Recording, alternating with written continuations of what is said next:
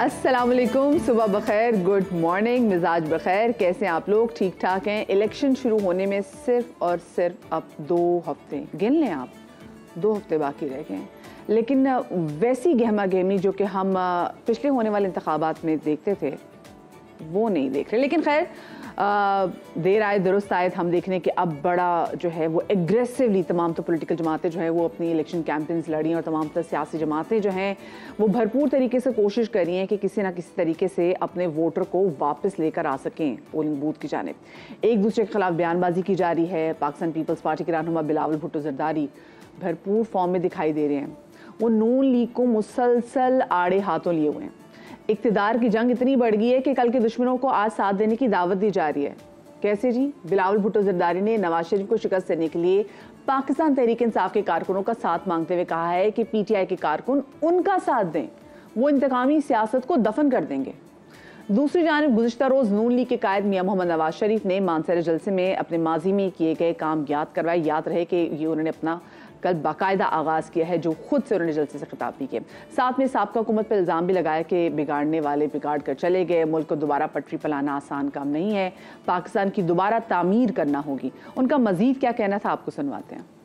आज यहाँ वज़ीर आज़म बनने के लिए नहीं आया, इलेक्शन लड़ने आया हूँ। इलेक्शन खैबर पख्तूनख्वा वालों, आप भी इस झूठे शख्स के झांसे में आ गए। कुछ नहीं बदला, कुछ नहीं बदला। यहाँ जो 10 साल जिनकी हुकूमत रही है केपीके में, उन्होंने केपीके का और मनसेरे का क्या किया?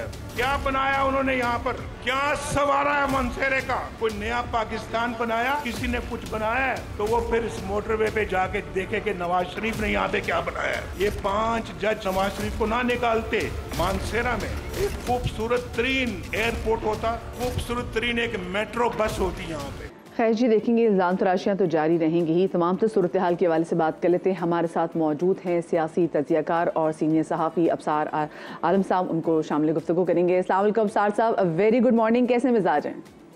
वालेकुम अस्सलाम, वेरी गुड मॉर्निंग। मिजाज तो ठीक ही है, बिजली बंद है, गैस बंद है, धुंध पड़ी हुई है, पता नहीं क्या हो रहा है। ये बात सोचिए अगर आप जैसे शख्स के घर में भी बिजली गैस बंद हो तो फिर जो आम बेचारा है वो शहरी वो कहाँ पे जाए। अबसार साहब, एक तो मुझे भी टीम से दरख्वास्त है कि मुझे अबसार साहब की आवाज़ क्लियर नहीं आ रही। दूसरा, अबसार साहब मुझे ये बताएं, आपने अपने सहाफ़ती करियर में इतने इलेक्शंस कवर किए हैं, ये इतनी ठंडा जो इलेक्शन की गहमा गहमी है आपने कभी पहले विटनेस की थी? उससे कि इतने ठंडे इलेक्शन पहले नहीं थे और मेरा ख्याल है कि इतनी सर्दी भी पहले नहीं पड़ी थी। और फिर जो हालात हैं, लोग बहुत ज़्यादा नाउमीद हैं। आप ये समझने में मायूस नहीं कहूँगा, वो थोड़े से नाउमीद हैं क्योंकि पिछले कुछ सालों से पाकिस्तान के हालात बहुत ख़राब रहे हैं। बहुत ही बेयकीनी रही है, सियासी और मुआशी अदम इस्तेहकाम रहा है। लोग अपनी रोटी रोजी के चक्करों से नहीं निकल पा रहे, तो इसलिए इलेक्शन की जो गहमा गहमी होती थी, जो जोशो खरोश होता था, वो भी नज़र नहीं आ रहा। ज़ाहिर एक बड़ी पार्टी का लीडर जो है वो जेल में है। दूसरी सियासी जमात के लीडर जिला वतनी के बाद वापस आए तो उन्होंने अपनी स्ट्रेटजी के तहत बहुत ज़्यादा बाहर नहीं निकले।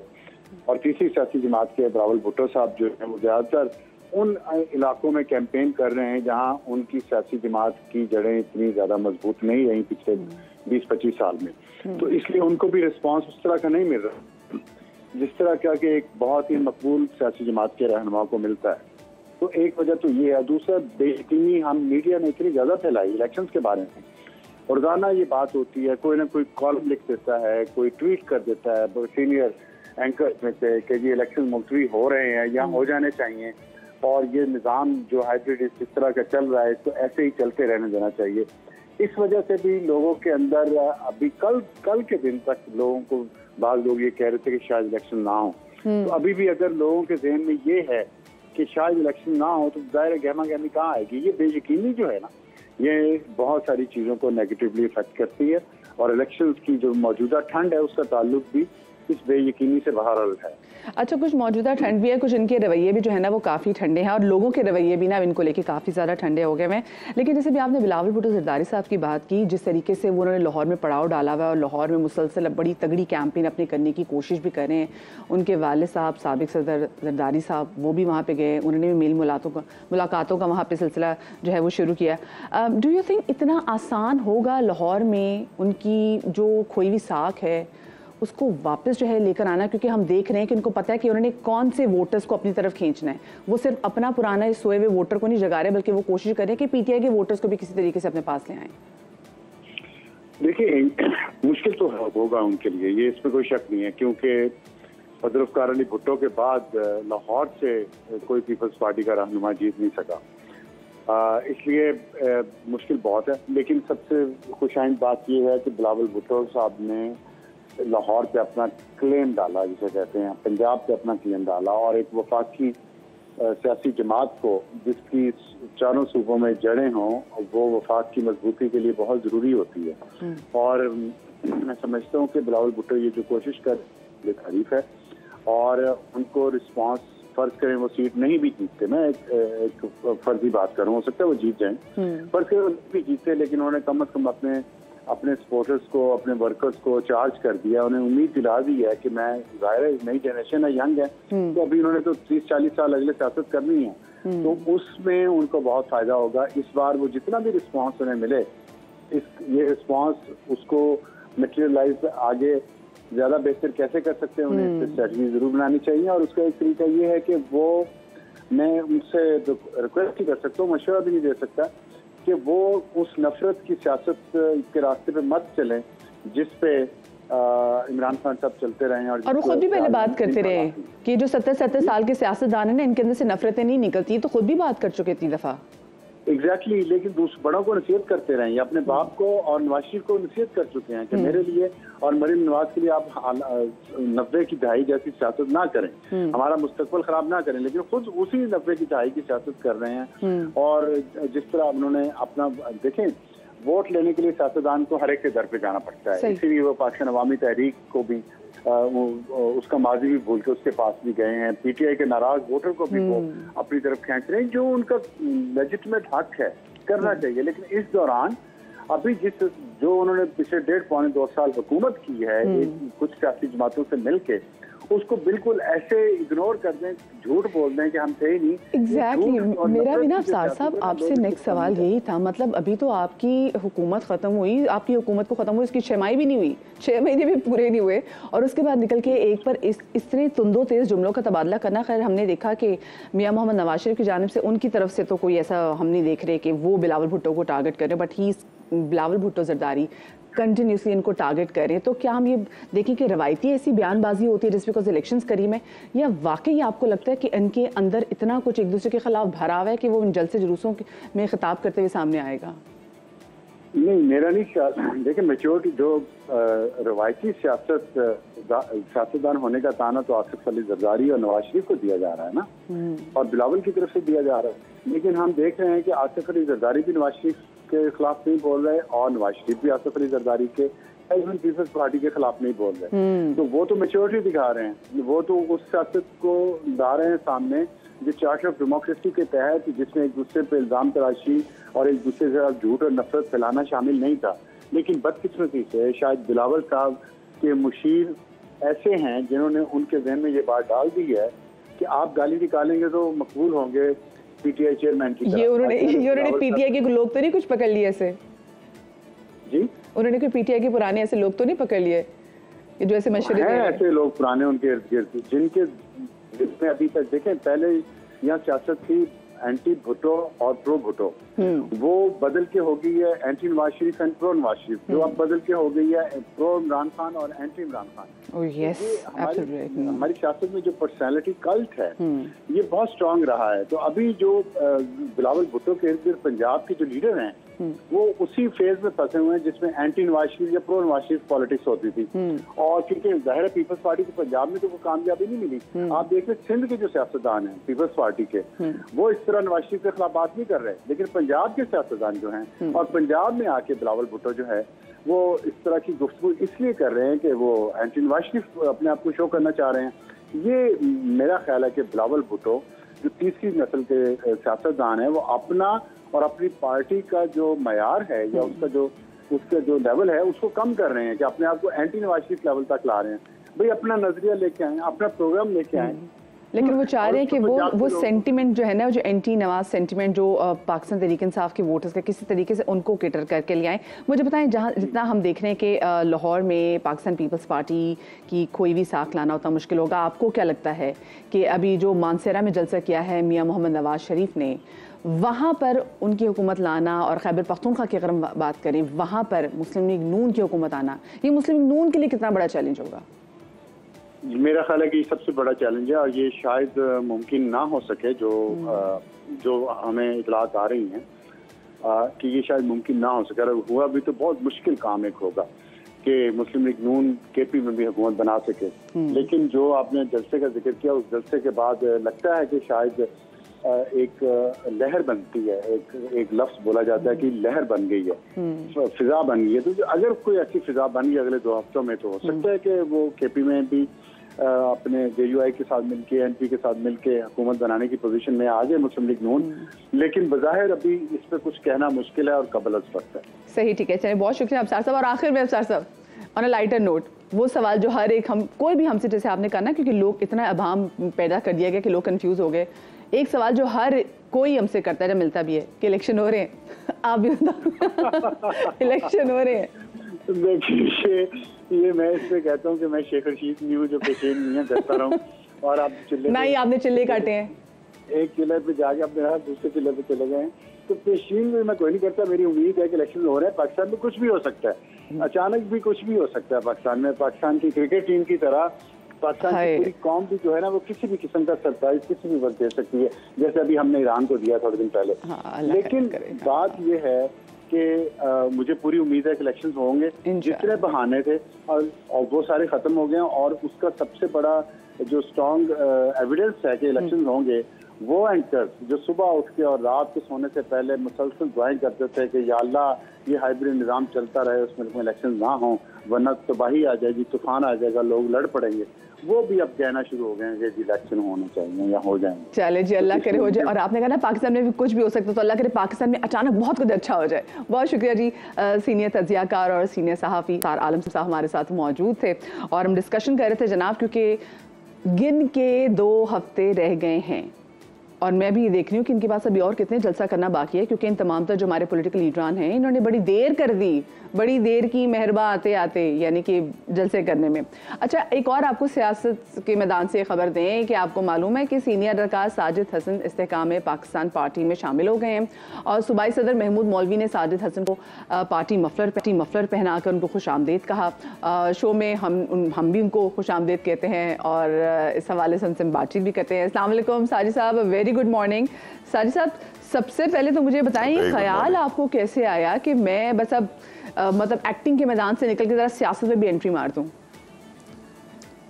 देखिए, वो सारे जो पॉलिटिशियंस एक्टिंग करते हैं उनको देख देख के मुझे, क्योंकि बूढ़ा हो गया, एक दिन तो एक बड़े सीनियर पॉलिटिशियन मेरे साथ खड़े हुए थे, उन्होंने कहा मुझसे, और ये मैं आपको कसमिया सच बात बोल रहा हूँ, मुझे आपसे झूठ बोलने की क्या जरूरत, मेरा आपका रिश्ता ऐसा है ही नहीं। नहीं भी ट्रस्ट। तो उन्होंने मुझे कहा मैं तुमसे बहुत बड़ा अदाकार हूँ साजिद, तुमसे बहुत बड़ा अदाकार। मैंने कहा साईं यकीन करें आप हैं, क्योंकि हम तो कैमरे के सामने झूठ बोलते हैं, आप तो माशाल्लाह पूरी कौम के सामने बोलते रहे काफी अरसे। जी, तो ये ख्याल मुझे सदियों से है। मैं एक पॉलिटिकल राइटर, मैं जर्नलिस्ट रहा, डॉन के से लेके कहाँ से कहाँ, आप मेरी हिस्ट्री पढ़े, मैं जर्नलिस्ट रहा, फिर मैं लोगों को सवाल करता रहा, और अब एक ऐसी पार्टी की जो कम से कम एक नया होप तो दे रही है। उकाब को आप देखें, मेरे लिए भी उम्मीद है IPP, क्यों? क्योंकि देखिए आप इनका भी सफ़र देखें, बहुत सहूबतें झेली हैं, ये तो नहीं कल से आ गए, कल पैदा नहीं हुए ये सब, इनके पीछे एक वो है। हम हिस्ट्री को देख लें अगर, तो ये जो जितने भी पॉलिटिशियंस हैं और जो करियर पॉलिटिशियंस हैं, उनको हमें थोड़ा सा इज्जत से देखना चाहिए। तो मुझे हमेशा से प्यार था कि मैं कहीं ना कहीं ऐसी जगह पे जाऊं कि जहां मैं रिप्रेजेंट कर सकूं पाकिस्तान के लोगों को, क्योंकि मैं उन लोगों में शामिल हूं, मैं उनका हिस्सा हूं, मैं उनको रिप्रेजेंट करता हूं, मैं उनको एंटरटेन करता रहा हूं सारी जिंदगी। तो ये सारी जिंदगी जिनको आप एंटरटेन करते हैं, उनको आप आवाम को बहुत अच्छे तरीके से जानते हैं, आप आवाम को बहुत अच्छे तरीके से जानते हैं, आप आवाम को ऑब्जर्व करते हैं, बिकॉज एक आर्टिस्ट भी हैं आपको क्या लगता है कि ये कितना मदद कर सकता है आपकी सूरत में कि वो आप अवाम का जो दुख है, जो अवाम की जो फीलिंग्स हैं, वो ऐवानों तक पहुंचा सकें? देखिए, ये तो ऐवान में पहले अवाम हमें पहुंचाएंगे तो ये बात बनेगी, लेकिन हम अवाम तक तो ऑलरेडी पहुंचे हुए हैं, आपके सामने बैठे हुए हैं। But of course you are a strong voice, आप ऐवान में ना होते हुए भी आवाज पहुंचा सकते हैं। ऑफ कोर्स, मैं आप हमारी पूरी दुनिया आप सोशल मीडिया में पहुंच जाती है, वो ऐवान है। उसमें कई बातें हमें बुरी भी लगती हैं, लेकिन वो ऐवान है। और ये जो जलसे वलसे, ये जो है ना, मैं हमेशा से इनके खिलाफ था।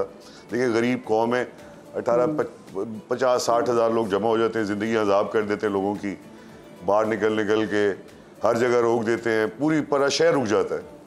किधर होता है ऐसे यार? आप लोग किस दुनिया से आए हुए हैं? इसको रोको भाई। अगर जत्थों में आपने दिखा दिया मुझे 5 लाख लोग हैं, तो क्या मैं डर जाऊं? किस बात से डरूं भाई? सच्ची और अक्ल की बात की जाए, पाकिस्तान में अक्ल से अब काम कर चला जाए, तो मैं समझता हूं कि मैं इस तहरीक में इस तरह से हिस्सा लूँगा कि तालीम, तरबियत और फिर खुशहाली। तालीम से खुशहाली आती है, हम समझते हैं ये सबसे बड़ा काम है, उसकी तरफ कोई तवज्जो नहीं है। आपने आने वाले वक्तों में 2.5 करोड़ बच्चे तो हर रोज यूएई में मिनिस्ट्री ऑफ हैप्पीनेस भी है, जस्ट बिकॉज ऑफ कोर्स वो एक डेवलपिंग कंट्री है और वहाँ पे they can afford it, but Pakistan में मुझे लगता है कि यहाँ पे तो चाहिए ना। अब आप कब तक थर्ड वर्ल्ड कंट्री तो नहीं, तो हमें कौन से वो मेजर्स हैं जिसकी वजह से हम गुर्बत से इंतहाई, क्योंकि आपको ज़्यादा काम तो करना पड़ेगा, हर चीज़ महंगी हो गई है, तो आपके लोगों को कमाई ज़्यादा करनी पड़ेगी, ये बिल्कुल तय है, इसको आप चेंज नहीं कर सकेंगे अब। तो रविश तो यही है। तो फिर एवेन्यूज़ ढूंढने पड़ेंगे कि आप बच्चों को अपने पर तालीम भी दें और अपने आम आदमी को काम भी देना। तो काम देंगे तो वो तरक्की करेगा, वो फिर हर चीज़ खरीद भी सकेगा। दुनिया भर में ऐसा है। हुकूमत का काम गवर्न करना शायद अब नहीं, फैसिलिटेट करना भी है बहुत बड़ा। देखिए, फैसिलिटेट करने के लिए आवाम है क्या, उन्हें डेमोक्रेसी का फ़ायदा क्या, जब तक उसका फ़ायदा पहुंच ही नहीं रहा आदमी को। आप टैक्स देते हैं, फलाना, उसका फ़ायदा क्या होता है? सियासत में आकर आप कौन कौन से काम करने की ख्वाहिशात रखते हैं? साथ में ऑफ कोर्स आप एक कम्युनिटी को रिप्रेजेंट भी करते हैं, तो आपको कैसे लगता है कि आप उस कम्युनिटी को कैसे सर्व कर सकते हैं? अगर मैं आर्टिस्ट बिरादरी के हवाले से बात करूँ, मैं एंटरटेनमेंट इंडस्ट्री के हवाले से बात करूँ, तो देखिए, मैं एक बात, देखिए, एक तो ये जो पॉलिटिक्स है, इसमें ये एक बहुत ग्रैंड वर्ड है। इसमें किसी एक तबके को पकड़ के उसको कहना मैं इसके लिए नहीं, इसका ऐसा हरगिज़ नहीं है। पाकिस्तान में हर चीज़ अच्छी होगी तो फिर कहीं जाके फ़न बढ़ेगा। ये हम भी जानते हैं, आपको भी समझना चाहिए कि जब तक इकॉनमी बहुत ज़्यादा बूम ना कर रही हो, आर्टिस्ट बेचारा भूखा मर रहा है। आप समझ जाएंगे, जब इकॉनमी ख़राब होती है, आर्टिस्ट भूखा मरता है। और फिर हमारे यहाँ तो माशाल्लाह इन्होंने ऐसे कदम उठाए हुए हैं कि सिर्फ मालकान को फ़ायदा होता है, प्रोड्यूसर्स को फ़ायदा होता है। पाकिस्तान में जो मज़दूर है, जो काम करने वाला है, उसको शायद अभी वो मौका नहीं मिलता अपनी ज़िंदगी अच्छी गुजारने का, और आखिर में तो बहुत बुरा हाल हो जाता है। ये छोटे छोटे कदम हैं, मैं समझता हूँ दुनिया ने उठाए, पाकिस्तान को उठा लेने चाहिए थे बहुत पहले इंडिपेंडेंस के। हम अभी तक सिस्टम्स को सही नहीं कर पाए, सिस्टम्स ठीक करने चाहिए, डिसिप्लिन होना चाहिए। डिसिप्लिन के बगैर आप ज़िंदगी में कुछ भी हासिल नहीं कर सकेंगे। डिसिम टाइम की पाबंदी, अच्छा, आपको ये बच्चों लगता है को कि पढ़ाना, अभी ये जो नफरत की सियासत है, कि अभी भी ऐसी नफरत की सियासत के परवान चढ़ाना चाहिए, या फिर पाकिस्तान की बका, पाकिस्तान की बेहतरी के लिए सबको मिलके बैठना पड़ेगा और सबको मिलके बैठना चाहिए? ये कभी भी नहीं होगा ना, आपको भी पता है, मुझे भी पता है, ये कभी नहीं होगा। ये मिलके बैठने की तो कोई ऐसा, जिस तरह के एक दूसरे के खिलाफ रेटरिक इस्तेमाल कर चुके हैं। देखिए, जब आप किसी के खिलाफ बात करते हैं ना, तो आप अपने आप को खड़ा कर देते हैं मुकाबले में, फिर आप लोग आपको जज करते हैं कि ये इसने बदला लिया कि नहीं लिया। तो ये तो बदला ले रहे हैं, बड़ाई चल रही है इनकी बीच में, कौम का क्या टोटल डाइसेक्ट है। अब मियाँ साहब के भी बड़े मिसाइल हैं, एक तो एज आ गई है माशाल्लाह उनकी, फिर एज में आके, ऐसी एज में आके आदमी जरा पुरानी बातें बड़ी याद करने लगती है। अच्छा, मुझे बताएं, आखिर में मुझे बताएं, ये सियासत में आके वो एक्टिंग छोड़ तो नहीं देंगे, इंडस्ट्री छोड़ तो नहीं जाएंगे? एक्टिंग तो खैर चलती रहेगी, इंडस्ट्री नहीं छोड़ेगी। काम जो एक मिनट बीबी, काम जो मैं आपको बताऊं, जिससे इज्जत मिले, जिसकी वजह से आप हों, तो वो कहीं ना कहीं तो चलता रहना चाहिए। लेकिन अब बहुत अच्छे फनकार आ गए हैं। अब उन बच्चों को भी अगर वही हालात मिलते रहे जो हमें मिले, तो शायद हम तरक्की ना कर सके। तो बिल्कुल कहीं ना कहीं तो अभी भी मैं काम कर रहा हूँ, अभी मैं आप इसके फौरन बाद रिकॉर्डिंग पे जाऊँगा, तो वो तो एक ऐसा काम है जो मैं समझता हूँ कि पाकिस्तान के लोग मुझे पुश करते और मैं उनका इसीलिए परफॉर्मेंस भी दे दिया मुझे, मैं बड़ा खुशकिस्मत। तो अब ये भी मेरे लिए एक बहुत बड़ा एक चैलेंज है कि मैं शुभ अच्छी बातें करूं और आप लोगों को खुश रखूं। ये जो पाकिस्तान जिस डिप्रेशन में है, बहुत अच्छी बात, अगर वो है उसे निकालना बड़ा जरूरी। We are also looking forward कि किसी तरीके से आप जो है ना वो हमारे लोगों को किसी डिप्रेशन से जरूर निकालेंगे। बहुत शुक्रिया जी। आप उकाब पे ठप्पा मारे, उकाब पे ठप्पा मारे, ठप्पा आपको अब सब मिलेगा। Thank you very much, you very kind, बहुत बहुत शुक्रिया आपका। चले मेट्रो ब्रेक की बात करते हैं।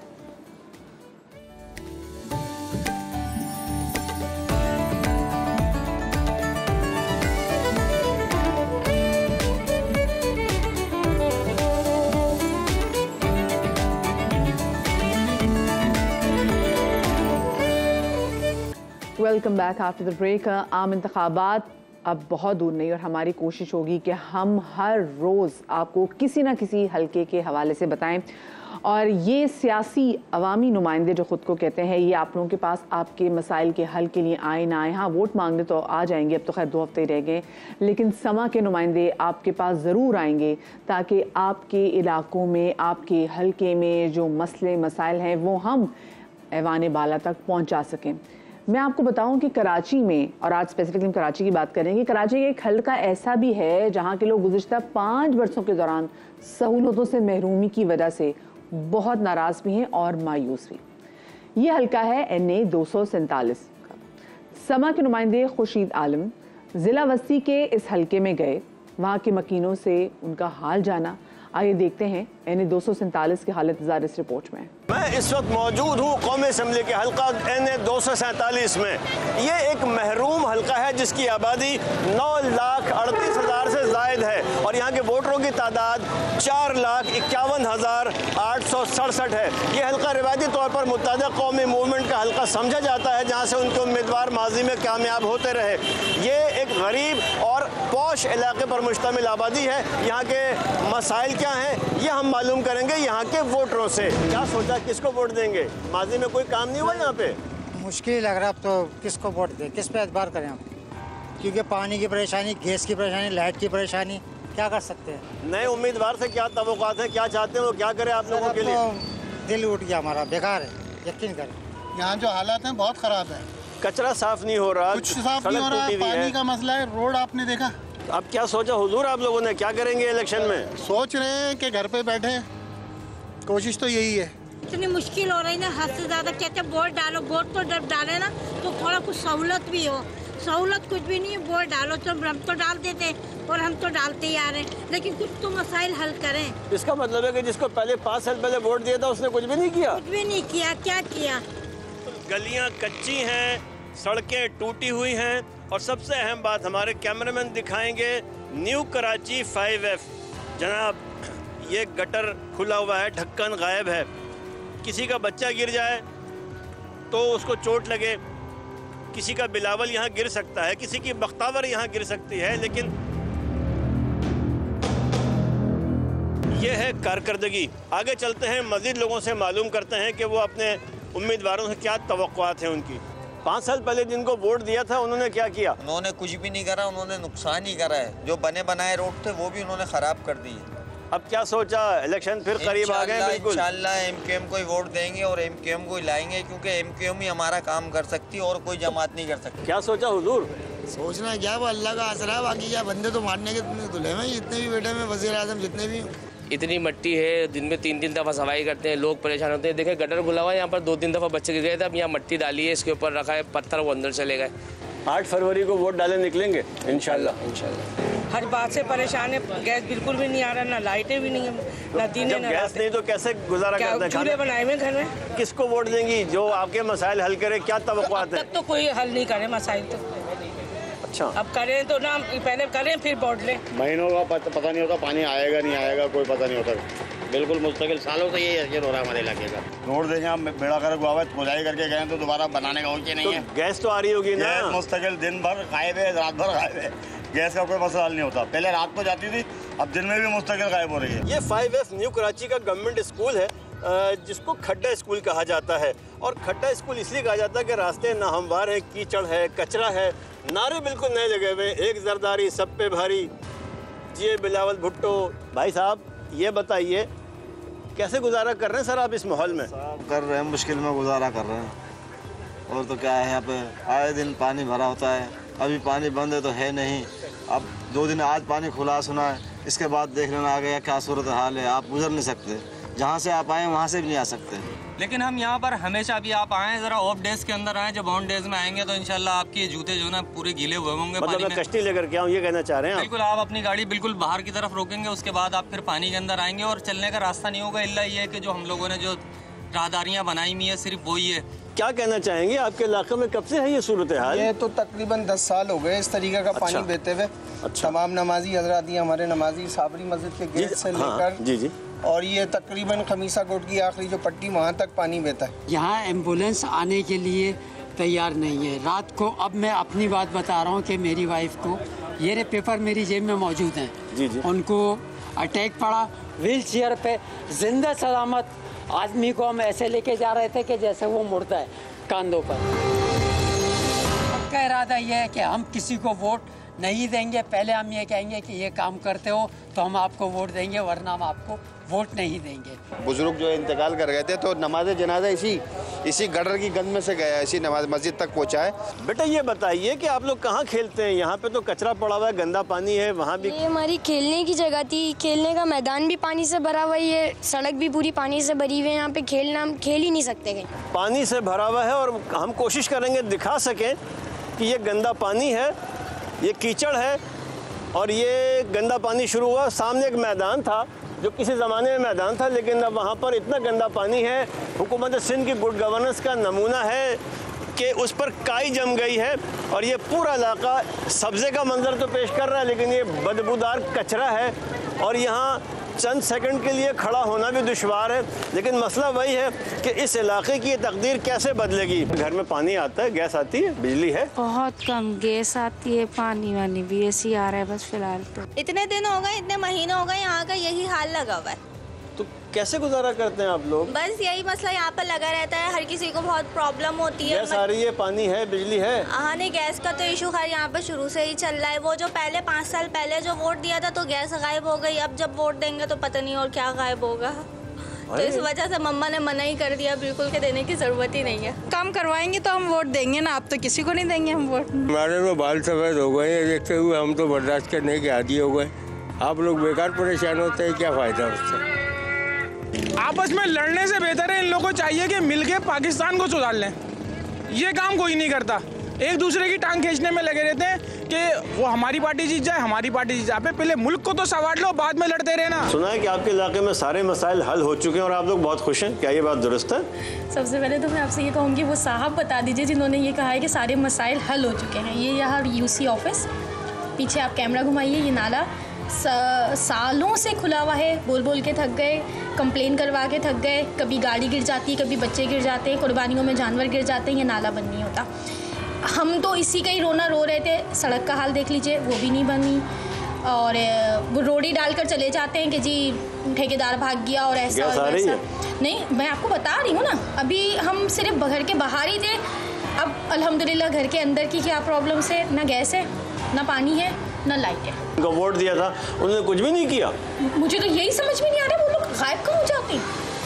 तो अहल लोगों को दे देना ताकि कोई मसाइल हल हो जाए। पता चल रहा कौन अहल है, सारे ही ना अहल है हमारी नज़र में तो। गज़ब किया, तेरे वादे पे एतबार किया, 5 साल गुजर गए लेकिन एन 247 की तकदीर न बदल सकी और 4.5 लाख से ज़ायद वोटर अब 8 फरवरी को फैसला करेंगे कि कौन सा उम्मीदवार अहल है जो उनकी तकदीर बदल सकता है।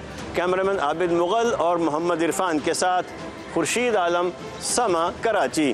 खुर्शीद आलम साहब की रिपोर्ट आपने देखी है। NA 247 की हालत और इसको देख के लग रहा था किसी पता नहीं दूर दराज इलाके में गए हुए जहाँ का कोई है ही नहीं कि कोई आप किसी के पास अप्रोच कर सके, ना कोई MP था वहाँ पे, कहीं ना कोई MNA था, पता नहीं किसका न जाने इलाका था। और आप जो ग्राउंड था मुझे लग रहा था वो बाद में मुझे पता वो काई जमी हुई है, इतना वहाँ पे कचरा है और वहाँ की हालत, लोग जिस तरह से परेशान है। और वो जैसे खातून आखिर में कह रही थी ना कि उनकी नज़र में तो तमाम तो लोग ही नाअहल हैं, जो पहले वोट मांगने आते हैं उसके बाद वो ऐसे गायब होते जैसे गधे के सर से सींग। तो जी अल्लाह पाक ही इन आवाम का हामी और नासिर और हमारे भी। ज़रा आगे बढ़ते हैं, मुझे पंजाब के वाले से बात करनी है क्योंकि पंजाब में जैसे जैसे हम देख रहे हैं सर्दी में इजाफा होता चला जा रहा है, वहाँ पे नमूनिया के केसेस भी और ज़्यादा बढ़ने लगे हैं। 5 साल से कम उम्र बच्चों की बड़ी तादाद नमूनिया से मुतासर हो रही है। सिर्फ लाहौर की अगर मैं बात करूँ, जहाँ नमूनिया के 118 नए मुश्तबा केसेस सामने आए हैं, और सूबे की बात करूँ तो मजमूई 7,743 मुश्तबा केसेस रिपोर्ट हुए हैं। पंजाब में 24 घंटे में नमूने से 12 बच्चे जान से गए और रवा माह नमूने से जाम हक होने वाले बच्चों की तादाद 190 से ज़ायद हो गई है। ये बड़ी संगीन सूरत हाल है, बड़ी तशवीशनाक सूरत हाल है। इसी वाले से बात करेंगे। निगरान वज़ीर सेहत पंजाब डॉक्टर जमाल नासिर साहब हमारे साथ मौजूद हैं, इनको शामिल गुफ्तगू करेंगे।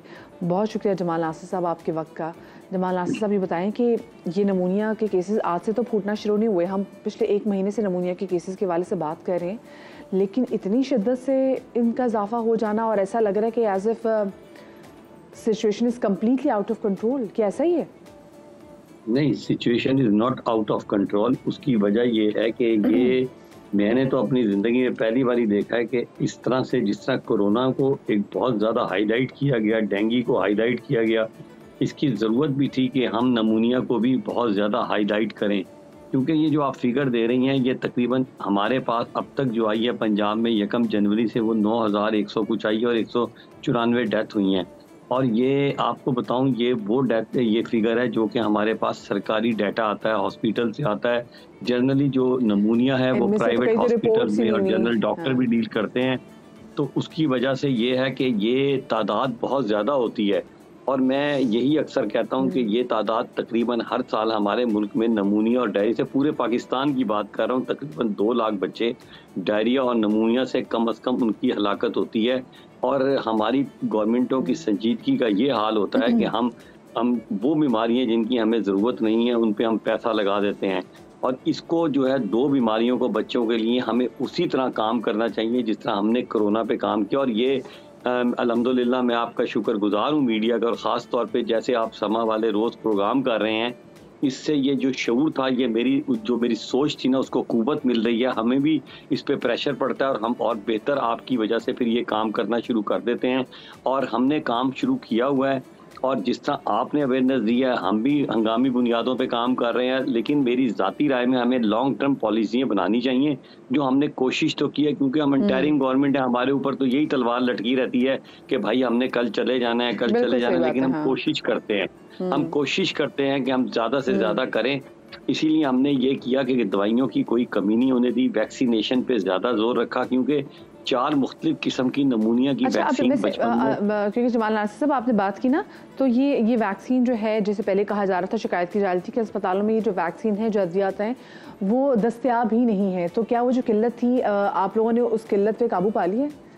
जी, पहली बात तो है वैक्सीनेशन की कोई किल्लत नहीं है। मैं उसकी बात कर रहा हूँ जो हम बच्चों को EPI प्रोग्राम में देते हैं, जिसमें न्यूमोकोकस भी होता है, हीमोफिलस इन्फ्लुएंजा भी होता है, वूपिंग कफ होता है, मीजल्स होता है, ये तो फरावानी में मौजूद है। दूसरी तरफ ये बात आपकी दुरुस्त है कि जब कोई लोड बहुत ज़्यादा होता है तो, लेकिन हमने पहले से ही, क्योंकि हमें पता होता है ना, देखिए हम प्लानिंग करके चलते हैं कि हमें पता था कि आने वाला सीज़न जो है ये नमूनिया का होगा, जैसे अब आगे आएगा सीज़न वो डायरिया का होगा जून जुलाई में, अगस्त में, तो हमने इसको प्लानिंग करके रखा हुआ था और कमी को काफ़ी पूरा किया हुआ है। ऐसी बात नहीं है, अस्पतालों में कोई कमी नहीं है, ऑक्सीजन मौजूद है, एंटीबायोटिक मौजूद है, स्टीरॉइड मौजूद हैं, बल्कि हमने पिछले दिनों तो एक और भी काम किया। जमाल साहब, ये जो केसेस इतने बढ़ रहे हैं, तो कहीं ना कहीं दिमाग अब ये सोचने में मजबूर हो जाते हैं कि कहीं ऐसा तो नहीं है कि जो नमूनिया है वो एक बच्चे से दूसरे बच्चे में ट्रांसफ़र हो रहा है, कि कहीं कोई ऐसी चीज़ तो नहीं हो गई यहाँ पे? नहीं, देखें ये तो होता है, इसीलिए कोशिश ये की जाती है कि नमूनिया के बच्चों को अलहदा रखा जाए।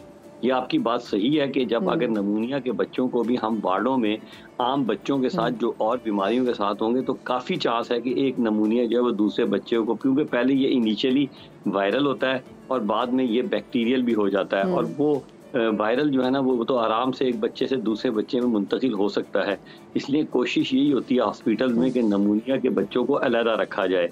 और उसमें यही है कि मैं आपको एक और थोड़ी सी बात ऐड कर रहा था कि इस दफ़ा हमने एक नया काम भी ये किया कि जब दवाइयों की शॉर्टेज ज़ाहिर है डेफिनेटली यूज़ ज़्यादा होता है तो मार्केट में जाली दवाइयाँ भी आ सकती हैं, तो हमने कोई उसके सैंपल उठा, काफ़ी सारी जगहों के सैंपल हमने अपनी ड्रग टेस्टिंग लेबॉर्ट्री को भेजे हुए हैं कि वो चेक करें कि आया ये जो मार्केट में दवाइयाँ दस्तयाब हो रही हैं, हम वैसे भी करते हैं तो कि ये सही भी है या नहीं है, और जैसे ही उनके रिजल्ट आएंगे और अगर उसमें बड़ी बड़ी कंपनियां, ये नहीं कि छोटी कंपनियों को हमने सिर्फ हाथ लगाया है, तो उसमें अगर रिजल्ट में कोई गड़बड़ आई तो हम उस पर भी सख्ती से इंशाल्लाह ताला निपटेंगे। तो हम अपनी प्लानिंग पूरी कोशिश। एक और बात, लोग बड़े परेशान हैं क्योंकि केसेस इतने ज़्यादा बढ़ गए हैं, तो लोग ये शिकायत करें कि जब अस्पतालों में जाते हैं तो एक बिस्तर पर 2 से 3 बच्चे हैं।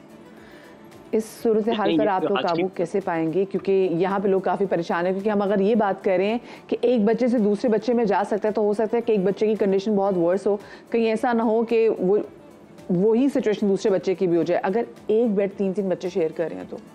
नहीं देखिए, मजबूरी ये है कि हम जो है डॉक्टर हैं, हमारा काम है ज़िंदगी को बचाना। हम ये नहीं कर सकते कि ख़ास तौर पे कि हमारे पास कोई पेशेंट आए ख़ास तौर पे सरकारी उसमें और हम कहें भाई हमारे पास जगह नहीं है। एक तो मीडिया की बहुत बड़ी खबर बन जाती है जब हम किसी बच्चे को इनकार कर दें, वो हमारी मजबूरी है और ये सीज़न है और उसमें जो है वो हम पे बड़ा लोड होता है और ये इससे होता है। देखें, बस इसलिए तो हम कहते हैं कि हमारे हेल्थ स्ट्रक्चर को जो बेहतर करना चाहिए। मैं इसी में कभी कभी कहता हूँ कि ये जो थी आर्मी जो तरमीम की गई थी और सूबों को इख्तियारात दिया गया, उसकी वजह से ये हेल्थ का सिस्टम जो है वो सेंट्रलाइज होना चाहिए था। इसी तरह उससे ये कंट्रोल होता कि जो फेडरल गवर्नमेंट है जब वो कंट्रोल करती है। तो हमारी तो दुआ है कि अल्लाह पाक आपको कामयाब करे कि आप कॉम्बैट कर सकें। ये बीमारी इतने बच्चों की जान ले रही है और मैं चाहती हूँ कि जो लोग भी हैं वो भी खुदा के लिए, बहुत सर्दी है, अपने बच्चों का ख़ास ख्याल रखें। बहुत शुक्रिया जी, जमाल नासिर साहब हमारे साथ मौजूद थे। और ये बड़े मुश्किल हालात है, अगर मैं देखूँ तो पंजाब में स्पेसिफिकली जितनी ठंड होती जा रही है, बच्चों के बल्कि जो घर में बड़े बुजुर्ग हैं उनका भी ख़ास ख्याल रखें और बिला वजह कोशिश करें उनको घरों से, मतलब ये भी एक 2 हफ्ते की बात और है क्योंकि सूरज नहीं निकल रहा भरपूर तरीके से वो, तो इसलिए थोड़ा सा एहतियात जो है ना वो करना आपके लिए, आपकी फैमिली के लिए बहुत अच्छा होगा। मुझे स्टॉक मार्केट के हवाले से बात करनी है, जहां गुज़िश्ता रोज़ हमने देखा कि जो गर्दिशी कर्जा है वो कम करने की खबर से नुमायां तेज़ी देखी गई थी और 100 इंडेक्स 63,939 पॉइंट्स पर बंद हुआ था। इस वक्त ताज़ा तरीन सूरत हाल क्या है जानते हैं नुमाइंदे समा सैयद रिजवान आलम से। अस्सलाम वालेकुम Rizwan and very good morning. क्या सिचुएशन है जी आज स्टॉक मार्केट में, कुछ बेहतरी देखी जा रही है?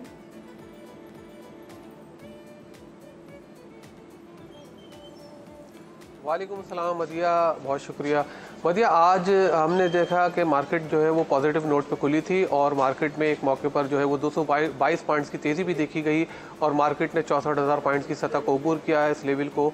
लेकिन मार्केट में थोड़ी सी सेलिंग प्रेशर भी है, साथ साथ जैसे जैसे 64,000 से ऊपर मार्केट जाती है हमें थोड़ा फ़रोख्त का दबाव नज़र आता है मुनाफे के हसूल के लिए और मार्केट वापस भी आती है। मार्केट में एक मौके पर जो है वो 390 पॉइंट्स की जो है मंदी भी देखी गई थी।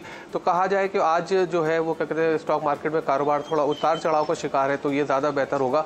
लेकिन हमें साथ साथ जो ब्लू चिप्स स्क्रिप्ट है उनमें जो क्या कहते हैं वो है ख़बरों पर जो चलने वाले शेयर्स हैं उनमें जो है वो थोड़ी सी हमें नज़र आती है बाइंग जो है उसमें लेने आते हैं सरमायाकार और उनको लगता है कि आगे जाके इनके जब रिजल्ट आएंगे या इनका डिविडेंड अच्छा अनाउंस करेंगे तो मार्केट जो है वो इनकी कीमतें बहुत अच्छी हो जाएंगी। इसलिए मार्केट में जो है नई पोजीशंस ऑयल एंड गैस के शेयर्स में, पावर सेक्टर के शेयर्स में और रिफाइनरी सेक्टर के शेयर्स में जो है सरमायाकार लेते हुए नजर आते हैं। कल मार्केट में एक बहुत अच्छी खबर आई थी कि 1200 अरब रुपए का जो है वो सर्कुलर डेट हुकूमत कम करना चाहती है। पेट्रोलियम मिनिस्ट्री ने इसका प्रपोजल बना के ब्रीफिंग दी थी वजीर आजम को और ये IMF को मंजूरी के लिए भेजा गया था। लेकिन उसके बाद जो है फाइनेंस मिनिस्ट्री की जो खबर आई कि इसने थोड़ा सा इस प्लान के ऊपर थोड़ा सा एतराज़ लगाया है और इसको दोबारा जो है रिविजिट किया जाएगा। तो इसकी वजह से हमने देखा कि कल जो शेयर्स में लॉक लगे थे OGDC और PPL के, आज उनमें थोड़ा सा सेलिंग प्रेशर है। लेकिन मार्केट जो है वो थोड़ा ऊपर जाती है नीचे आती है, लेकिन खरीदने वाले भी हैं बेचने वाले भी हैं। तो मार्केट अब इस वक्त जो है खबरों के ऊपर चल रही है। जैसे जैसे जिन सेक्टर्स की अच्छी खबरें आती हैं उन सेक्टर्स में काम होता हुआ नजर आता है। अब आगे जो है रिजल्ट सीजन है और कंपनियों के बहुत बेहतर नताइज, माली नताइज की तवक्का की जा रही है। तो जिन कंपनीज के अच्छे माली नताइज आएंगे उनमें हम खरीदारी भी देखेंगे और उसकी वजह से मार्केट में थोड़ी सी तेजी जो है रूनुमा हो सकती है। लेकिन बहरहाल 8 फरवरी को इंतखाबात हैं तो वहाँ तक अभी यही कहा जा रहा है कि इंतखाबात को जो है लेकर सरमायाकार थोड़े मोहतात है। जी ओके, सही, बहुत शुक्रिया जी। रिजवान आलम हमारे साथ मौजूद थे इंतखाबात को लेके जो काफ़ी जो है मोहताज चल रहे हैं। मुझे एक छोटी सी ब्रेक लेनी है, ब्रेक के बाद वापस आते कहीं मत जाइएगा।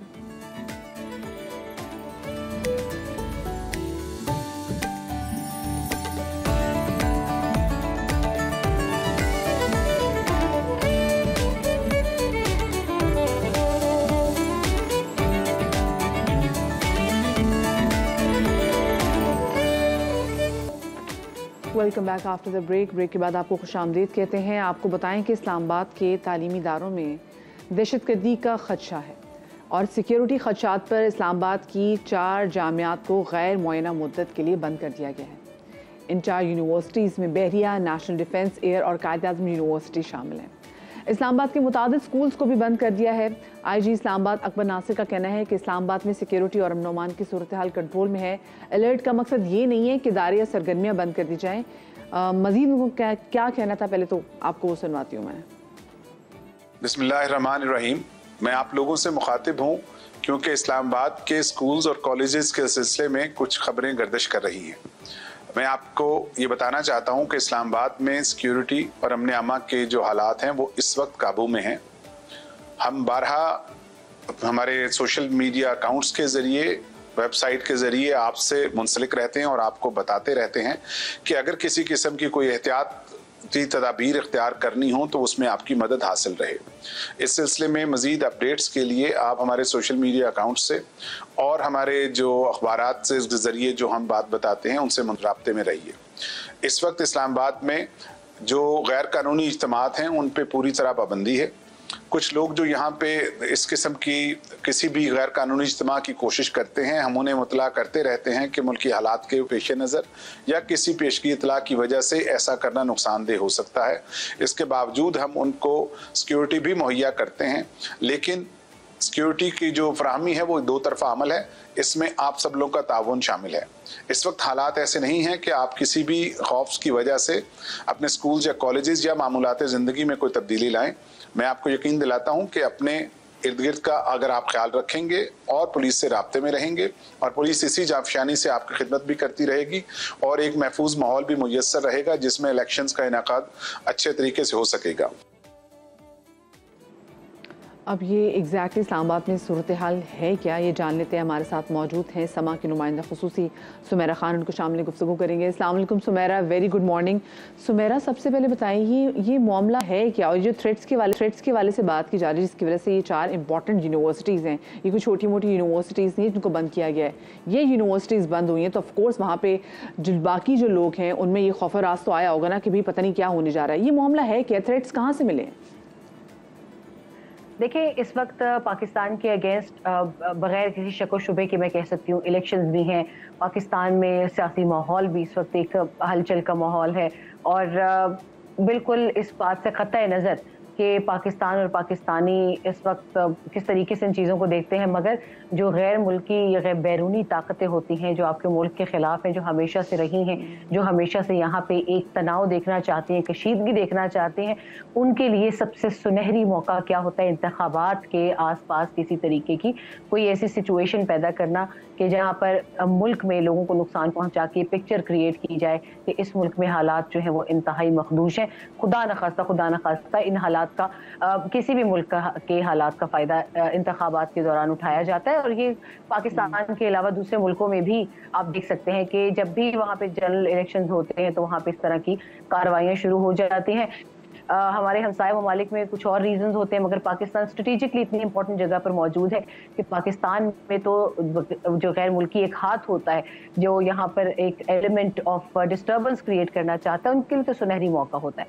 तो ये इस वक्त उसी चीज़ों का हिस्सा मुझे नज़र आता है। इंटरनेशनल जो एक हॉस्टाइल एजेंसीज का हाथ है, हम डिफेंस कवर करते हैं तो उसके अंदर बहुत सारे एस्पेक्ट्स ऐसे होते हैं जो शायद मैं हसासियत की वजह से भी बता भी ना सकूं यहाँ पर, मगर इन हालात का फ़ायदा दुश्मन उठा सकता है। और आर्मी पब्लिक स्कूल का वाक़या आपने अभी कुछ दिन पहले ही उसके कई साल के बाद की बरसी भी देखी होगी 16 दिसंबर की।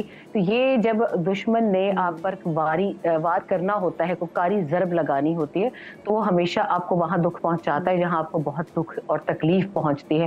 तो यूनिवर्सिटीज़ का और जहाँ तक जामियात का सिलसिला है, थ्रेट्स के ऊपर मैंने बात की थी, मेरी बहुत सारे ऑफिशियल से भी बात हुई है। इस वक्त पाकिस्तान की सिक्योरिटी एजेंसीज, इंटेलिजेंस एजेंसीज हमसे ज़्यादा हाई अलर्ट के ऊपर है। हर गली हर कूचे पर नजर है और यकीन जाने कि इस वक्त इंटेलिजेंस बेस्ड ऑपरेशंस जितने भी ट्रबल्ड जगहों पर हो रहे हैं, बलूचिस्तान भी उसमें शामिल है, खैबर पख्तूनख्वा भी शामिल है, हज़ारों की तादाद में, सैकड़ों की तादाद में इस वक्त एक मुतय्यन किया हुआ है इलाका कि यहाँ पर जितने भी टेररिस्ट मूवमेंट है या जो लोग यहाँ पर दहशतगर्दी की कार्रवाइयाँ करने की तैयारी कर रहे हैं उनको इसी लेवल पर नैप किया जाए, पकड़ा जाए। और साथ में सुमेरा ये भी कहा जा रहा है, क्योंकि देखिए बार बार ये बात की जा रही है, क्योंकि बहुत सारी ऐसी कुव्वतें, बहुत सारी ऐसी पार्टीज, बहुत सारे ऐसे लोग और बहुत सारे ऐसे नैरेटिव्स जो फैलाए जा रहे थे कि इलेक्शन थोड़ा ताखीर का शिकार हो जाए, वहाँ पर हम देखते हैं कि ऐसी कोई सिचुएशन हो जाती है या ऐसा कोई बयानिया या ऐसी कोई चीज़, जैसे मैं स्पेसिफिकली इस्लामाबाद में भी देख रही हूँ, तो उससे लगता है कि हो सकता है कि अगर ये थ्रेट्स हैं तो जिनकी तरफ से थ्रेट्स हैं वो भी चाह रहे हों कि इलेक्शन टाइम पर ना हो। मतलब क्या ये नैरेटिव, ये परसेप्शन भी क्या ठीक है? जी, मैंने जैसे आपको पहले बताया कि उनका तो मकसद यही होता है, एक तीर से दो शिकार हो जाते हैं। सबसे पहली बात कि इस वक्त पाकिस्तान में निगरान हुकूमत है, निगरान हुकूमत, फौज, इंटेलिजेंस एजेंसीज, उन सब की ये कोशिश है कि वक्त पर, मुकर्रर वक्त पर इलेक्शंस हों और शफाफ इलेक्शंस हों, उसके आसपास कोई नाखुशगवार वाकया ना हो। ये उनकी सबसे पहली तरजीह है। मगर आप देखें कभी वो कोर्ट्स में चीजें ले जाते हैं, कभी प्रोपेगेंडा फैलाया जाता है, कभी कोई अपने खिलाफ अगर कोई फैसला आ जाए तो उसके ऊपर मुनज़्ज़म मुहिम शुरू कर दी जाती है, इदारों को गाली दी जाती है, दूसरे सियासी मुखालिफिन को गाली दी जाती है। अब नौबत यहाँ तक आ गई है कि जब अभी पिछले दिनों आपने देखा कि ईरान की एक कार्रवाई हुई, इससे पाकिस्तान ने कार्रवाई की, तो एक मखसूस सियासी जमात की जानिब से उस पर भंगड़े डाले गए। उस ईरानी गवर्नमेंट को कहा गया, उनके जनरल्स को कहा गया कि नहीं, आप अगली मरतबा हमला करें तो यहाँ भी करें।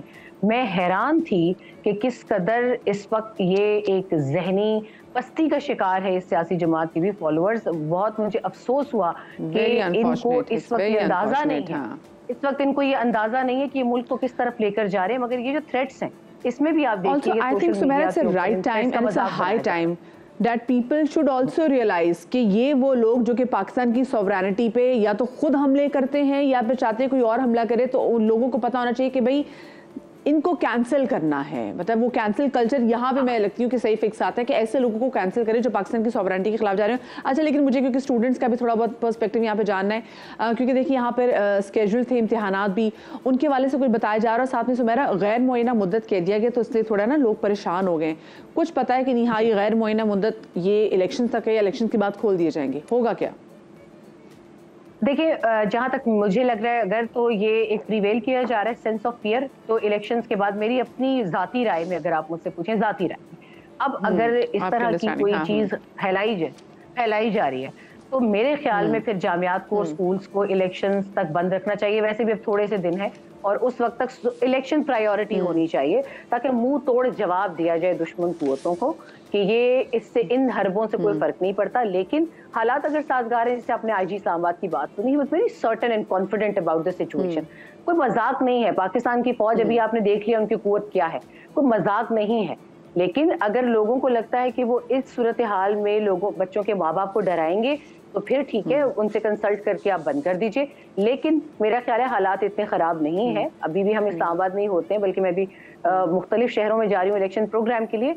बहुत बेहतर है हालात, मगर आवाम को इस प्रोपेगेंडा के बारे में आगाह करने की ज़रूरत है कि प्रोपेगेंडा मशीन इस वक्त पाकिस्तान और पाकिस्तान के इदारों के खिलाफ बहुत तेज़ हो चुकी है।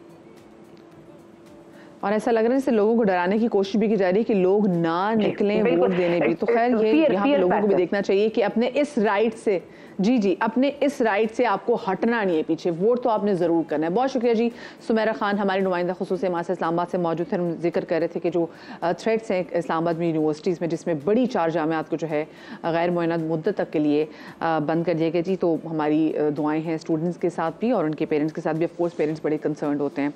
अच्छा, आज के एक और हल्के में आपको लेके चलती हूँ, और जैसे मैंने NA 247 के हवाले से बात की, तो एक और ऐसा ही हल्का है जो कि तवज्जो तलब है। कराची का ज़िला जनूबी कदीम जो है ना इलाकों में से है, और एक ही जैसे जहाँ पे जगह जिसको कहते हैं जी ओल्ड सिटी एरिया भी इसको कहा जाता है। ये हल्का भी बाकी हल्कों की तरह मसाइल से घिरा हुआ है। ज़िला जनूबी की कहानी जानते हैं हमारे नुमाइंदा फरवाली से। आपने देखा लोग कितने परेशान हैं, और जो खातून ने बात करी थी कि खटमल मार की जो दवाई है वो भी उन्होंने पी ली। इतने लोग गुर्बत की वजह से पिसे हुए हैं। लोग अपने घरों का बिल कैसे अदा कर रहे हैं ये वो लोग ही जानते हैं, जो इतना कमाते नहीं हैं, खाते नहीं हैं, भूखे नहीं रहते, पर हाँ बिल उनको अदा ज़रूर करने होते हैं। तो ये मसले मसाइल जो हैं ये सिर्फ एक चंद हल्कों के नहीं है, हम तमाम हल्कों को इंशाल्लाह कवर करेंगे आपके सामने, जो लोगों की मुश्किलात उनको रखते रहेंगे। अब ज़रा आगे बढ़ते थोड़ा सा मैं आपका मूड चेंज करने की कोशिश करती हूँ। कराची में जारी है एक खूबसूरत इस्लामिक पेंटिंग एग्जीबिशन। मारूफ मुसव्विर एस नूरी की इस खूबसूरत पेंटिंग एग्जीबिशन में मजमूई तौर पर 35 फ़नपारे नुमाइश के लिए पेश किए गए और ये तमाम फ़नपारे मुसव्विर ने 1 साल के अरसे में तैयार किए हैं और हर पेंटिंग की तैयारी 1 हफ़्ते में मुकम्मल हुई है। तमाम पेंटिंग्स की तैयारी में मुसव्विर ने शोख रंगों के ज़रिए मसाजिद और सूफिया कराम के मज़ारात की रूहानी तासुर को जाकर किया है। सीनियर प्रोड्यूसर रेहान अहमद की रिपोर्ट देखते हैं। अब यहाँ पर लेंगे एक छोटी सी ब्रेक, हमारे साथ रहिएगा।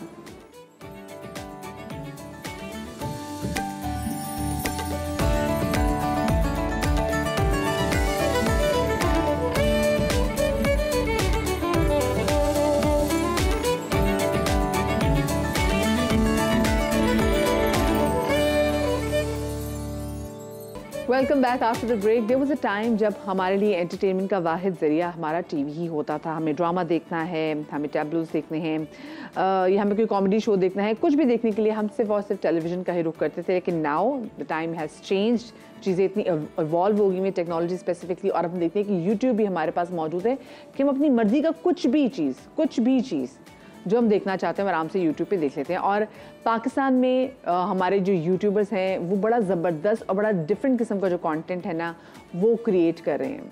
और सबसे अच्छी बात ये लगती है कि हर बंदा बजाय ये कि वो कहते हैं ना कि ट्रक की बत्ती के पीछे लग जाए कि हम जैसे कोई भी खबर आ जाए उसके बाद या कोई भी ड्रामा आ जाए तो फिर उसके बाद हम देखते हैं कैसे तोड़ मड़ोड़ के उसकी चीज़ें बना के just for the sake of clickbaits लोग अपनी वीडियोस डालना शुरू कर देते हैं कि हम क्लिक बेट से ऐसे पैसे कमाएंगे। लेकिन कुछ लोग ऐसे हैं जो कि एक्चुअली मज़ेदार कंटेंट बना रहे हैं और फिर कोशिश करें कि उस मज़ेदार कंटेंट से वो लोगों का भी दिल जीतें और साथ में अपने लिए भी अपना जो फ्यूचर है उसको कार्व कर सकें। मैं आज आपकी मुलाकात करवाने जा रही हूँ जनाब एक ऐसी पर्सनालिटी से जिनका असल चेहरा तो हमने नहीं देखा हुआ, लेकिन इनको हमने देखा है यूट्यूब पर जो ये वीडियोस बनाते हैं। लाल रंग का इन्होंने पहना होता है एक मास्क, दो उन्होंने सुराख किए हुए यहाँ पे, आँखें उनकी हमें थोड़ी थोड़ी नज़र आती हैं। वो बनाते बड़े मज़े की वीडियोस। तो पहले ज़रा मैं आपको इनकी वीडियोस दिखाती हूँ, फिर मैं आपसे इनकी मुलाकात कराती हूँ। ऐसी सिचुएशंस होती है कि आप भी पूछे वाई मैन, और हमारे साथ भी मौजूद है वाई स्टूडियो में। अस्सलाम वालेकुम Y man. Thank you so much. कैसे हैं आप? ठीक ठाक हैं? मुझे ये बताएं, लाल मास्क पहन के चुनी चुनी आंखों को यहाँ से सुराख करके ऐसे मज़ेदार कंटेंट बनाने का ये ख्याल कैसा है आपको? इसके बहुत सारे रीजंस हैं। सबसे पहले तो रीज़न बचपन का ख्वाब जो हर बच्चे का होता है स्पाइडरमैन बनने का। एक तो वो ख्वाब पूरा हो गया। दूसरा ये कि क्योंकि without costume and without super powers, लेकिन content is kind of super power actually if you have audience. बिल्कुल हाँ। दूसरा ये कि जब कॉमेडी करता है इंसान तो थोड़ी शक्लें बनानी पड़ती हैं अजीब सी, कभी लड़की बनना पड़ता है, दुपट्टा पहनना पड़ता है, तो उसको थोड़ा सा अपनी फेस को प्रोटेक्ट करने के लिए अपने जो एक इंसान की एक वो होती है कि मैं अजीब सा तो नहीं लग रहा, उस चीज़ को सेटिस्फाई करने के लिए थोड़ी प्रोटेक्शन रहती है इंसान की। दूसरा ये कि क्यूरियोसिटी होती है थोड़ी सी, लाइक थोड़ा डिफरेंट दिखते हो आप। लाइक अगर आप स्क्रॉल कर रहे हो उस पे फोन पे तो अचानक से कुछ लाल चीज आती है तो आप रुक के देखोगे अच्छा ये क्या चीज़ है, ये क्या चीज़ है। This is one of the reason. अच्छा, मैं इनको बता रही थी कि एक मासी मुसीबतें का भी एक कैरेक्टर था, वो भी लाल सा उनका फेस होता था और वो बंटे बंटे काले से उनको लगे होते थे, तो मेरे ज़हन में वो भी आ गई। मुझे बताएं, आपके जितने भी टॉपिक्स हैं, आप वो टॉपिक्स हैं जो रोज़मर्रा में हम वो देख रहे होते हैं, they are very much there, लेकिन जब आपने भी वीडियोस बनाई तो फिर और ज़रा एहसास हुआ कि हाँ भाई यार ये तो बड़ा टॉपिक है। मतलब जैसे ख़वातीन जब घर से निकलते हुए इतनी बातें वो घर में नहीं करती जितनी वो दरवाजे पे खड़े होकर कर लेती हैं। वो एक बाइक वाला जो ट्रैफिक में जा रहा था छोटे छोटे करके कहीं से निकल आते हैं। तो ये कंटेंट खुद लिखते हैं आप? हाँ, मैं खुद लिखता हूँ और इसका रीज़न ये है कि जैसे कि जो नाम है मेरा जो मैंने रखा है वाई मैन, ये रखा है इसलिए क्योंकि मैं सारी चीज़ें हमेशा से क्वेश्चन करता है। मैं किसी महफिल में बैठा हूँ, दोस्तों में बैठा हूँ, तो सारी चीज़ें क्वेश्चन करता था कि ऐसा क्यों है। The one curious child जो कि जिसके बड़े सवालात होते हैं। एग्जैक्टली, तो वो सारी चीज़ें तो वो करके फिर उसको कंटेंट में मैंने बनाने की कोशिश करी और वो लोगों ने एक्सेप्ट कर लिया। तो मेन रीज़न यही है। और दूसरी रीज़न ये है कि थोड़ा सा मैं खामोश रहने वाला इंसान हूँ, तो जो लोग कम बोलते हैं वो ऑब्जर्व ज़्यादा करते हैं, तो ये फ़ायदा होता है। मुझे बताओ, जब आपने पहले वीडियोज़ बनाना शुरू की थी और ये जो आपने चेहरे पर खुद से एक मास्क बना लिया, आपके घर वालों का क्या रिस्पॉन्स था? घर में पहले तो पहली बार जब पहन के आया था तो मेरी बहन आई हुई थी, तो मेरी भांजी थी वो देख के रोने लग गई, उसको वो 2 साल की थी। मैं फरिया से अपनी टीम मेंबर से बात कर दी कि ये मेरा बच्चा देखेगा वो भी डर पड़ेगा क्योंकि वो मास्क, लेकिन ऐसे स्ट्रेट मास्क से फिर कॉमेडी बनाना बड़ी बात है। हाँ, लेकिन उसके बाद फिर जब मेरी बेटी ने मुझे देखा, जब मेरी बेटी हुई उसने मुझे देखा पहली बार, तो वो नहीं रोई, उसने एक्सेप्ट कर लिया, उसको लगा अच्छा बाबा। मुझे बताएं, आपने उसको इस मास्क के साथ पहले देखा था या अपने असल चेहरे के साथ? नहीं, असल चेहरे के साथ पहले देखा था। वो जब 6-7 महीने की हो गई थी तो फिर उसके बाद उसने देखा तो उसने एक्सेप्ट कर लिया, चाहिए बाबा ही है। तो अब वो ज्यादा एंजॉय कैसे करती है? जो मेरा स्पाइडरमैन का ख्वाब था ना, तो अभी कुछ दिन पहले सीन हुआ कि टीवी पे स्पाइडरमैन आ रही थी, वो देख रही थी, उसने टीवी के स्पाइडरमैन देख करके बोला कि बाबा। तो वो मेरी बहुत बड़ी अचीवमेंट थी।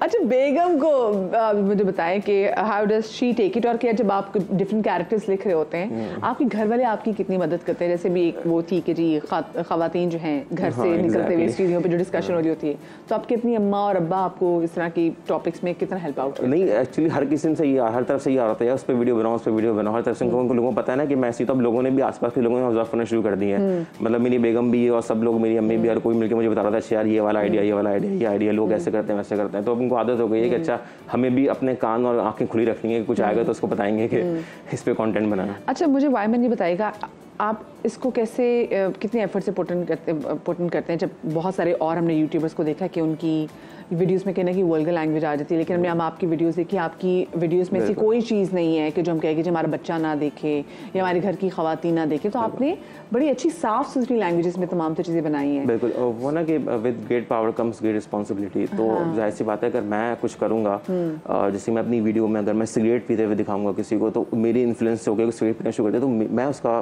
गुनहगार होऊंगा और मुझ पर जिम्मेदारी होगी।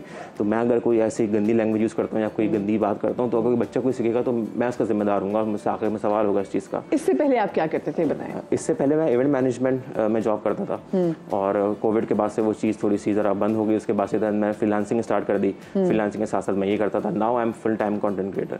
सही, ठीक है। जब पहली आपने वीडियो डाली थी इंटरनेट पे, तो वर यू एक्सपेक्टिंग कि आपको इतना अच्छा रिस्पांस मिल जाएगा? नहीं, बिल्कुल भी नहीं, और वो बड़ी टेंशन में बनाई थी मैंने। वो वीडियो थी जो बिरयानी वाला चम्मच मार रहा होता ना देख के ऊपर, उसके ऊपर मैंने बनाई थी वो, और वो मैं बहुत थका हुआ आया था मैं जॉब से, और मैंने बनाई थी, और मुझे उम्मीद नहीं थी बिल्कुल भी, और एक रात में उसमें 2.5 लाख व्यूज़ आ गए थे, और तो मतलब बिल्कुल नहीं पता था कि ये लोग एक्सेप्ट करेंगे इस तरह से मास्क पहन के। अच्छा, जॉब के साथ ही तमाम तो चीज़ें करना बिकॉज लाइक बड़ा मुश्किल होता है, दिमागी तौर पर मोटिवेशन नहीं होती बिल्कुल भी रात को थकने के बाद, और होता है कि अच्छा यार बस अब नौकरी ही ज़िंदगी है, तो बड़ा अपने आप को उठाना बहुत मुश्किल होता है, लेकिन जो लोग उठा लेते हैं फिर वो चले जाते हैं। मुझे बताएं कि आपके आसपास के लोगों को और बहुत सारे आपके फैन को असल में पता भी है कि आपका असल नाम क्या, या लोग आपको वायमैन के नाम से जानते हैं? नहीं, नाम मेरा एक्चुअली पब्लिकली किसी को नहीं पता, जो रिलेटिव्स हैं सिर्फ उनको पता है। ठीक है जी, जो रिलेटिव्स हैं उनको पता, बाकी किसी को नहीं पता, लेकिन लोग आपको पहचान जाते हैं। क्योंकि मैं आपकी एक वीडियो देख रही थी और मैंने अपनी टीम से कहा, मैंने कहा ये दूसरा कैरेक्टर वकार जगह का नहीं लग रहा। हाँ, कुछ लोग कमेंट्स करते हैं कि फलां उसमें आवाज़ मिल रही है, आपकी उसमें वो तो नहीं है, लेकिन मैं वो नहीं हूँ, मैं वो होता तो मुझे इतनी मेहनत नहीं करनी पड़ती ऑलरेडी। क्रिप्टो करेंसी में काम कर रहे होते हैं ह्यूस्टन में बैठ के, बाकी भी होते हैं। अच्छा, आगे आप जो है वो क्या एम करते हैं? आपको लगता है कि आपको स्पेसिफिकली बच्चों के लिए भी आपको कंटेंट बनाना है? हाँ, may be with different mask. Obviously सबसे पहले तो फोकस यही है कि इसी कंटेंट को आगे लेके जाना है। May be it can be converted into sitcom, it can be sitcom like online sitcom social media पे, ये प्लान्स हैं। एंड जो एंड गोल है जो लाइफ में जो करना है, वो मेरा ख्वाब है कि मुझे फिल्म बनानी है, फीचर फिल्म इंशाल्लाह, क्योंकि मुझे डायरेक्ट लिखने का और डायरेक्ट करने का बहुत शौक है। We are so happy for you and best of luck for your future endeavours, and I hope कि आप बड़ी ज़बरदस्त फिल्म बनाएंगे और इंशाल्लाह बहुत कामयाब होंगे, and you will make your family proud at the end of the day. बहुत शुक्रिया जी, हमारे साथ वायमन मौजूद थे। जिससे पहले कि मैं आप लोगों से इजाज़त दूँ, जल्दी से मैं आपकी हेल्थ के बारे से बात कर लेती हूँ, क्योंकि देखिए ये है सर्दियाँ, और सर्दियों में हम ज़्यादातर ना एक तो फिजिकल एक्टिविटी से भी काफ़ी दूर रहते हैं, और हम धूप लेने की बड़ी मुश्किल से कोशिश करते हैं। खैर धूप तो निकल ही नहीं रही, तो आप लोगों ने धूप क्या लेनी है, और धूप से विटामिन डी आप लोग क्या लेंगे? विटामिन डी की आपको पता है कि जब ये डिफिशिएंसी हो जाती है तो फिर ये हमारे गोडे गिट्टों में जाके बैठ जाती है, और फिर ये जब वंस यू क्रॉस 50 और 60 तो तब आपको पता चलता है कि विटामिन डी का इंटेक कितना ज़रूरी था। बड़े तो दवाइयाँ और ग़िज़ाएँ खाकर भी इस कमी को पूरी कर सकते हैं, लेकिन जो छोटे बच्चे होते हैं उनके लिए विटामिन डी इतना ही ज़रूरी है जितना बड़ों के लिए। और शीरखार बच्चों में विटामिन डी की कमी को कैसे पूरा किया जा सकता है, इस हवाले से बात करने के लिए हमारे साथ मौजूद हैं consultant pith doctor Farhana Khalid साहब। उनको शामिल गुफ्तगू करेंगे। अस्सलाम वालेकुम डॉक्टर साहिबा, बहुत शुक्रिया आपका डॉक्टर साहिबा कि आपने हमें वक्त दिया। डॉक्टर साहिबा, यूजुअली हम कहते हैं कि जी दूध पीने से ना आपका विटामिन डी की जो कमी है ना वो कम हो जाती है, लेकिन हम देखते हैं कि हमारे शीरखार बच्चे जो कि पीते ही दूध हैं उनमें विटामिन डी की कमी होती है, ये क्यों होती है? ये एक मिसकंसेप्शन है कि विटामिन डी हमारा उसमें दूध में है। दूध में एक्चुअली कैल्शियम है हमारे पास ना, कैल्शियम की अच्छी खासी मिकदार है। तो विटामिन डी है ना शीरख्वार बच्चों में यानी कि छोटे बच्चों में डेफिशिएंट होने की वजह ये एक तो मदर्स हमारी जो है ना बहुत डेफिशिएंट है, पाकिस्तान में तो बहुत ज़्यादा डेफिशिएंसी है, तो उनसे जो है फिर ट्रांसफ़र होता है बच्चों में। तो ये होता है कि कैल्शियम तो मिल जाता है, लेकिन जब विटामिन डी की कमी होगी, और हमारा जो विटामिन डी है ये बहुत ज़रूरी है आंतों में कैल्शियम और फास्फोरस होता है उसकी एब्जॉर्प्शन के लिए। तो जब विटामिन डी ही नहीं होगा तो वो खुद ब खुद कैल्शियम जो है वो चला जाएगा, न वो आंतों में एब्जॉर्ब भी नहीं होगा, इसलिए इतनी ज़्यादा डेफिशिएंसी आ रही होती है हमारे बच्चों में। सही। अच्छा, तो फिर हम क्या कर सकते हैं कि जो छोटे बच्चे हैं और इनकी तो बोन ज़्यादा स्ट्रॉन्ग होना, तो क्या ये जैसे कहते हैं सिर्फ ओरली नहीं बल्कि बच्चों को अगर तेल की मालिश भी की जाए तो वो भी बच्चों के लिए बहुत अच्छी होती है, ऐसा ही है? तेल की मालिश से तो ऐसा कोई लेना देना इतना नहीं होता। हाँ, विटामिन डी क्योंकि हमें छोटे बच्चों में पूरा करना है तो उसके लिए ज़रूरी है कि सबसे पहले हम मदर्स को जो इनकी डेफिशिएंसीज हैं उसको करेक्ट करें। वो करेक्ट होगी तो अल्टीमेटली फिर छोटे बच्चे।